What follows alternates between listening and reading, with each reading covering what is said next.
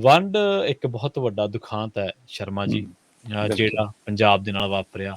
ਵੰਡ ਦੇ ਵਿੱਚ ਅਸੀਂ ਇਕੱਲੀਆਂ ਜ਼ਮੀਨਾਂ, ਪਾਣੀ ਨਹੀਂ ਗਵਾਏ, ਰਿਸ਼ਤੇ ਵੀ ਹੂੰ ਗਵਾਉਣੇ ਪਏ। ਬਿਲਕੁਲ ਔਰ ਇਹ ਤਾਰੀਖ ਦੇ ਇਤਿਹਾਸ ਦੇ ਵਿੱਚ ਸਭ ਤੋਂ ਮਾਰੂ ਵੰਡ ਸਾਬਿਤ ਹੋਈ ਹੈ। ਬਿਲਕੁਲ 10 ਲੱਖ ਤੋਂ ਵੱਧ ਬੰਦਾ ਮਾਰਿਆ ਗਿਆ। ਅਕਾਲ ਤਖ਼ਤ ਸਾਹਿਬ ਤੋਂ ਸ਼ਰਧਾਂਜਲੀ ਦਿੱਤੀ ਗਈ ਹੈ। ਮੇਰੇ ਖਿਆਲ ਦੇ ਵਿੱਚ, ਜੇ ਮੈਂ ਗਲਤ ਨਾ ਹੋਵਾਂ, ਤਾਂ ਪਹਿਲੀ ਵਾਰ ਆ। ਬਿਲਕੁਲ ਤੁਸੀਂ ਦੁਰਸਤ ਫਰਮਾਇਆ। ਜੀ ਮਤਲਬ ਕਿ ਇੱਕ ਰਸਮੀ ਤੌਰ ਦੇ ਉੱਤੇ ਇਹ ਸਮਾਗਮ ਪਹਿਲੀ ਵਾਰ ਹੋਇਆ ਜੀ ਜੀ ਔਰ ਇਸ ਦੇ ਲਈ ਮੈਨੂੰ ਲੱਗਦਾ ਸ਼ੁਕਰਾਨਾ ਕਰਨਾ ਬਣਦਾ ਹੈ ਸ਼੍ਰੀ ਅਕਾਲ ਤਖ਼ਤ ਸਾਹਿਬ ਦੇ ਜਥੇਦਾਰ ਗਿਆਨੀ ਹਰਪ੍ਰੀਤ ਸਿੰਘ ਹੋਰਾਂ ਦਾ, ਕਿ ਉਹਨਾਂ ਦੀ ਉਹ ਮਤਲਬ ਕਿ ਅੱਜ ਦੇ ਨਵੀਂ ਸਿੱਖਿਆ ਦੇ ਹਾਣ ਦੀ ਸੋਚ, ਉਸ ਮਤਲਬ ਕਿ ਪ੍ਰਵਾਨਤਾ ਨੂੰ, ਉਹਨਾਂ ਦੀ ਉਸ ਸਮਝ ਨੂੰ, ਉਸ ਚੇਤਨਤਾ ਨੂੰ ਮਤਲਬ ਕਿ ਸਜਦਾ ਕਰਨਾ ਬਣਦਾ ਕਿ ਉਹਨਾਂ ਨੇ ਇਹ ਉਪਰਾਲਾ ਕੀਤਾ, ਜਿਹੜਾ ਉਪਰਾਲਾ ਹੁਣ ਤੋਂ 75 ਸਾਲਾਂ ਦੌਰਾਨ ਕਿਸੇ ਸਰਕਾਰ ਨੇ ਕਿਉਂ ਨਹੀਂ ਕੀਤਾ। ਜੀ ਜੀ ਜੀ ਸੋ ਜਦੋਂ ਕਿ ਚਾਹੀਦਾ ਤਾਂ ਇਹ ਸੀ ਕਿ ਭਾਰਤ ਦੀ ਸੰਸਦ ਦੇ ਵਿੱਚ ਉਹਨਾਂ ਨੂੰ ਸ਼ਰਧਾਂਜਲੀ ਦਿੱਤੀ ਜਾਂਦੀ, ਪਾਕਿਸਤਾਨ ਦੀ ਸੰਸਦ ਦੇ ਵਿੱਚ ਉਹਨਾਂ ਨੂੰ ਸ਼ਰਧਾਂਜਲੀ ਦਿੱਤੀ ਜਾਂਦੀ।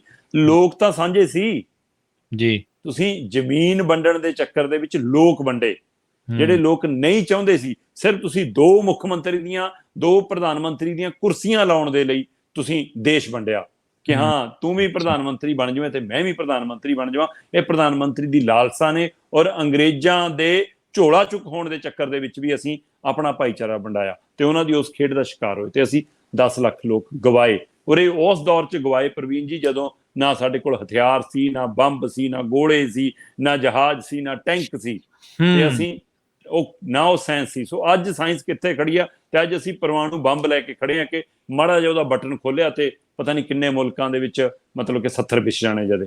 ਸੋ ਇਸ ਲਈ ਉਹ ਮੰਜ਼ਰ ਤੇ ਅਸੀਂ ਅੱਜ ਖੜੇ ਆ। ਪਰ ਅਸੀਂ ਪੁਰਾਣੀ ਪੀੜ, ਅਸਲ ਦੇ ਵਿੱਚ ਪ੍ਰਵੀਨ ਜੀ, ਇਹ ਆਪਣੀ ਇੱਕ ਆਮ ਕਹਾਵਤ ਤੇ ਰਵਾਇਤ ਵੀ ਹੈ ਕਿ ਜਦੋਂ ਅਸੀਂ ਕਿਸੇ ਦੇ ਘਰੇ ਅਫਸੋਸ ਕਰਨ ਜਾਂਦੇ ਹਾਂ ਤਾਂ ਅਸੀਂ ਉਹਦੇ ਦੁੱਖਾਂ ਨੂੰ ਜਾਂ ਉਹਦੀ ਪੀੜ ਨੂੰ ਰੋਣ ਨਹੀਂ ਜਾਂਦੇ, ਅਸੀਂ ਆਪਣੇ ਗਵਾਏ ਨੂੰ ਵੀ ਰੋਣ ਜਾਂਦੇ ਹਾਂ। ਸੋ ਇਸ ਲਈ ਇਹ ਸਾਡੀ ਪੀੜ ਹੁੰਦੀ ਹੈ।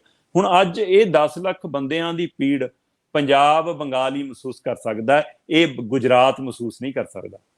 ਮਤਲਬ ਕੁਰਬਾਨੀਆਂ ਦੇਣ ਲਈ ਪੰਜਾਬ ਤੇ ਰਾਜ ਕਰਨ ਲਈ ਗੁਜਰਾਤ, ਇਹ ਕਮਾਲ ਹੈ ਜਨਾਬ।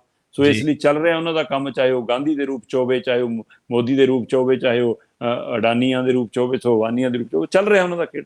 ਸੋ ਇਸ ਲਈ ਉਸ ਮਾਮਲੇ ਦੇ ਕਿਤੇ ਨਾ ਕਿਤੇ ਕੱਲ ਇੱਕ ਨਵੇਕਲੀ ਪਹਿਲਕਦਮੀ ਨਜ਼ਰ ਆਈ। ਔਰ ਖਾਸ ਗੱਲ ਇਹ ਸੀਗੀ ਪ੍ਰਵੀਨ ਜੀ ਕਿ ਇਕੱਲੇ ਸ਼੍ਰੀ ਅਕਾਲ ਤਖ਼ਤ ਸਾਹਿਬ ਤੇ ਹੀ ਨਹੀਂ ਸ਼ਰਧਾਂਜਲੀ ਸਮਾਗਮ ਰੱਖੇ ਗਏ, ਇਹ ਬਾਕੀ ਤਖ਼ਤਾਂ ਤੇ ਵੀ ਸੀਗੇ। ਤਖ਼ਤ ਸ੍ਰੀ ਕੇਸਗੜ੍ਹ ਸਾਹਿਬ ਵੀ ਹੋਇਆ, ਹਜ਼ੂਰ ਸਾਹਿਬ ਵੀ ਹੋਇਆ, ਉੱਥੇ ਵੀ ਉਸੇ ਤਰ੍ਹਾਂ ਅਰਦਾਸ ਹੋਈ, ਅਖੰਡ ਪਾਠ ਸਾਹਿਬ ਦੇ ਭੋਗ ਪਾਏ ਗਏ, ਸੰਗਤ ਨੇ ਉਹਦੇ ਵਿੱਚ ਸ਼ਰਧਾਂਜਲੀ ਸਮਾਗਮ 'ਚ ਹਿੱਸਾ ਲਿਆ। ਤੇ ਉੱਥੋਂ ਜਥੇਦਾਰ ਸਾਹਿਬ ਹੋਰਾਂ ਨੇ ਜਦੋਂ ਕੱਲ ਅਕਾਲ ਤਖ਼ਤ ਸਾਹਿਬ ਤੇ ਸ਼ਰਧਾਂਜਲੀ ਸਮਾਗਮ ਨੂੰ ਸੰਬੋਧਨ ਕਰ ਰਹੇ ਸੀ, ਤਦ ਉਹਨਾਂ ਨੇ ਅਪੀਲ ਕੀਤੀ ਸਰਕਾਰਾਂ ਨੂੰ ਕਿ ਤੁਸੀਂ ਸੰਸਦ 'ਚ ਸ਼ੋਕ ਮਤੇ ਲਿਆਓ ਜੀ, ਕਿ ਇਹ ਆਪਣੇ ਗਵਾਏ ਲੋਕ ਨੇ, ਉਹਨਾਂ ਨੂੰ ਯਾਦ ਕਰੋ। ਤੇ ਉਹਨਾਂ ਨੇ ਦੋਵੇਂ ਮੁਲਕਾਂ ਦੀਆਂ ਸਰਕਾਰਾਂ ਨੂੰ, ਦੋਵੇਂ ਮੁਲਕਾਂ ਦੇ ਪ੍ਰਧਾਨ ਮੰਤਰੀਆਂ ਨੂੰ ਅਪੀਲ ਕੀਤੀ ਕਿ ਭਾਈ ਹੁਣ ਤਾਂ ਉਹ ਉਸ ਪੜਾਅ ਤੇ ਨੇ, ਕੁਝ ਕੁ ਲੋਕ ਬਚੇ ਨੇ ਜਿਹੜੇ ਹੁਣ ਇਹਨਾਂ ਆਖਰੀ ਪੜਾਅ ਤੇ ਨੇ, ਜਿਨ੍ਹਾਂ ਨੇ ਉਹ ਵੰਡ ਹੰਢਾਈ ਆ। ਮਤਲਬ ਜੇ ਉਸ ਸਮੇਂ ਕੋਈ ਜਵਾਕ 2 ਸਾਲ ਦਾ ਹੋਊਗਾ ਤਾਂ ਉਹ ਹੁਣ ਮਤਲਬ ਕਿ 77 ਸਾਲ ਦਾ, 75 76 ਸਾਲ ਦਾ ਹੈ। ਸੋ ਇਸ ਲਈ ਉਹ ਘੱਟੋ ਘੱਟ ਜਿਹੜੇ 80 ਸਾਲ ਦੇ, 90 ਸਾਲ ਦੇ, ਜਿਨ੍ਹਾਂ ਨੂੰ ਮਾੜਾ ਮੋਟਾ ਉਹ ਯਾਦ ਆ ਉਹ ਮੰਜ਼ਰ, ਜਾਂ 100 ਸਾਲ ਦੇ ਨੇੜੇ ਕੁਝ ਕੁ ਬੰਦੇ ਜਿਹੜੇ ਹੈਗੇ ਨੇ, ਸੋ ਉਹ ਤੜਫ ਰਹੇ ਨੇ ਅਜੇ ਵੀ ਕਿ ਅਸੀਂ ਆਪਣੀ ਜਨਮ ਭੂਈ ਨੂੰ ਦੇਖ ਲਈਏ। ਸੋ ਇਸ ਲਈ ਉਹ ਮੈਂ ਕੱਲ ਦੇਖ ਰਿਹਾ ਸੀਗਾ ਕਈ ਸਾਥੀਆਂ ਦੀਆਂ ਉਹ ਕੋਟੇਸ਼ਨਾਂ, ਕਿ ਉਹ ਲਿਖ ਰਹੇ ਸੀ, ਕਹਿੰਦੇ ਕਿ ਅਸੀਂ ਦਿੱਲੀ ਆ ਗਏ, ਅਸੀਂ ਦਿੱਲੀ ਆ ਕੇ ਬਸ ਗਏ, ਸਾਡਾ ਬੜਾ ਕਾਰੋਬਾਰ ਹੋ ਗਿਆ ਇੱਥੇ, ਅਸੀਂ ਚੰਗੇ ਮਤਲਬ ਸਾਧਨ ਸੰਪੰਨ ਵੀ ਹੋ ਗਏ, ਸਾਡੇ ਇੱਥੇ ਵਿਆਹ ਵੀ ਇੱਥੇ ਹੋਏ, ਸਾਡੇ ਬੱਚੇ ਵੀ ਇੱਥੇ ਹੋਏ, ਸਾਡੇ ਪੋਤੇ ਪੋਤੀਆਂ ਵੀ ਇੱਥੇ ਹੋਏ, ਉਹਨਾਂ ਦੇ ਵਿਆਹ ਹੋ ਗਏ। ਪਰ ਸਾਡੀ ਦਾਦੀ ਅੱਜ ਵੀ ਕਹਿੰਦੀ ਆ ਸਾਡੇ ਪਿੰਡ ਐ ਹੁੰਦਾ ਸੀ। ਸੋ ਕਹਿੰਦੀ ਉਹਨੇ ਅੱਜ ਵੀ ਇਹਨੂੰ ਆਪਣਾ ਪਿੰਡ ਨਹੀਂ ਕਿਹਾ।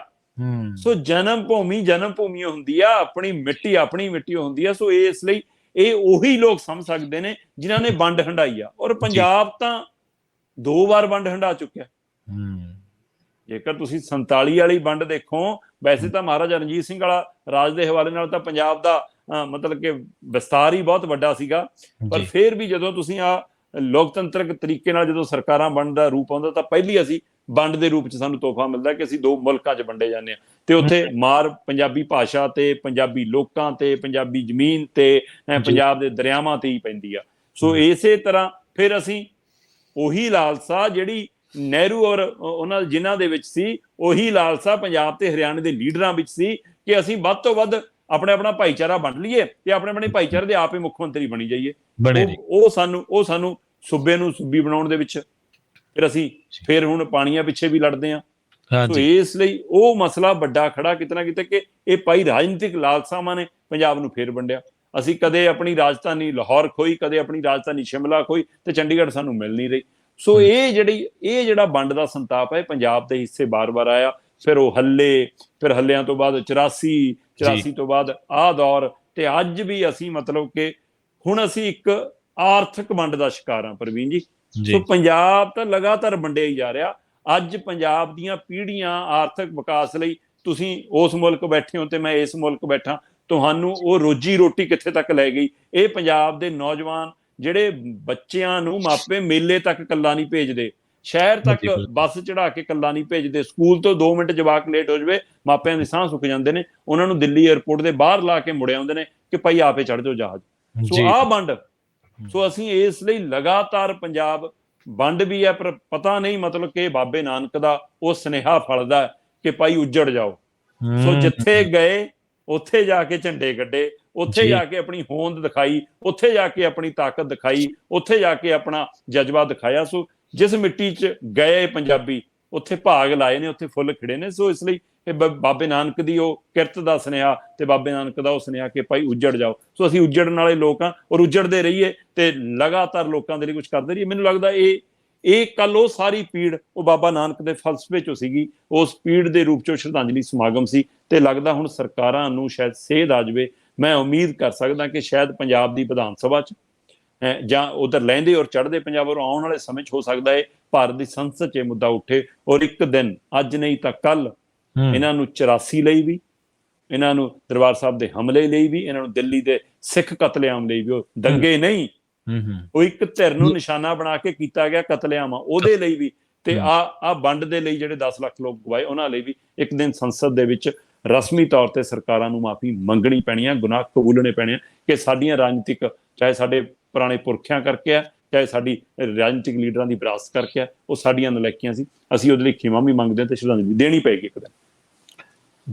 ਜੇ ਦੇਖਿਆ ਜਾਵੇ ਸ਼ਰਮਾ ਜੀ, ਤੇ 7 ਰਾਜ ਸਭਾ ਮੈਂਬਰ ਤੇ 13 ਲੋਕ ਸਭਾ, ਬਿਲਕੁਲ 20 ਬੰਦੇ ਜੀ, ਤੇ 20 ਜਾਣੇ ਜੇ ਇੱਕੋ ਲਾਈਨ 'ਚ ਖੜ ਜਾਣ ਤਾਂ ਇਹ ਜਿਹੜੀ ਤੁਸੀਂ ਗੱਲ ਕਹੀ ਹੈ ਇਹ ਕੋਈ ਵੱਡੀ ਵਾਸਤੇ ਨਹੀਂ, ਬੜਾ ਹਰੇਕ ਹੋਣਾ ਚਾਹੁੰਦਾ ਨਾ। ਉਹ ਕਹਿੰਦਾ ਕਿ ਜਿਹੜਾ ਦੂਏ ਨੇ ਕਹਿਤਾ ਉਹਦੇ ਮਗਰ ਮੈਂ ਨਹੀਂ ਖੜਨਾ। ਇਹ ਤਾਂ ਮੌਜੂਦਾ 7 ਨਹੀਂ ਇਕੱਠੇ ਹੁੰਦੇ ਜੀ, ਕੱਲਾ ਰਾਘਵ ਚੱਡਾ ਜੀ ਕੱਲਾ ਜਾਂਦੇ ਨੇ ਆਪਣਾ ਸਰਟੀਫਿਕੇਟ ਦੇਣ, ਉਹ ਦੂਸਰੇ ਸਾਨੀ ਸਾਹਿਬ ਕੱਲੇ ਆਪਣੀ ਤੂਤੀ ਆਪ ਵਜਾਉਂਦੇ ਨੇ। ਸੋ ਪਹਿਲਾਂ 7 ਇਕੱਠੇ ਹੋਵੋ, ਫਿਰ 13 ਇਕੱਠੇ ਹੋਵੋ ਕਿ ਭਾਈ ਹੁਣ ਤੁਸੀਂ ਪਾਰਟੀਆਂ ਦੇ ਨਹੀਂ, ਤੁਸੀਂ ਪੰਜਾਬ ਦੀ ਨੁਮਾਇੰਦਗੀ ਕਰਦੇ ਹੋ। ਅਕਾਲੀ ਕਾਂਗਰਸੀ ਸੁਖਬੀਰ ਬਾਦਲ ਹਰਸਿਮਰਤ ਨੂੰ ਸਮਝਣਾ ਚਾਹੀਦਾ ਕਿ ਬੀਬਾ ਜੀ ਤੁਸੀਂ ਇਕੱਲੇ ਬਿਕਰਮ ਮਜੀਠੀਆ ਦੀ ਨੁਮਾਇੰਦਗੀ ਨਹੀਂ ਕਰਦੇ ਉੱਥੇ।